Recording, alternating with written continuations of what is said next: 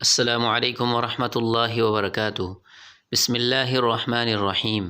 آپ دیکھ رہے ہیں دعاؤں کا خزانہ۔ مریض کو دعا کیسے دیں؟ سیدہ عائشہ رضی اللہ عنہا بیان کرتی ہیں کہ رسول اللہ صلی اللہ علیہ وسلم جب کسی مریض کے پاس تشریف لاتے تو اس کے لیے دعا فرماتے ہوئے کہتے: اذہب الباس رب الناس واشفی انت شافی لا شفاء الا شفاؤک شفاء لا یغادر سقما۔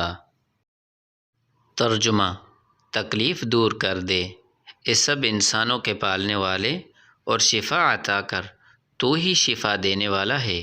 شفا عطا کر، تیری شفا کے سوا کوئی شفا نہیں، ایسی شفا دے جو بیماری کو باقی نہ چھوڑیں۔ صحیح البخاری اور صحیح مسلم کا حوالہ دیا ہوا ہے، حدیث صحیح ہے۔ اس دعا کو یاد کریں اور خود بھی پڑھیں، اور باقی مریضوں کے پاس بھی جا کر عیادت کے وقت یہ دعا اسی طرح ہی پڑھا کریں۔ ویڈیو کو لائک کریں، شیئر کریں، اور کمنٹ کا اظہار کرنا ہو تو کمنٹ کر سکتے ہیں، اور سبسکرائب بھی کر دیں۔ جزاکم اللہ۔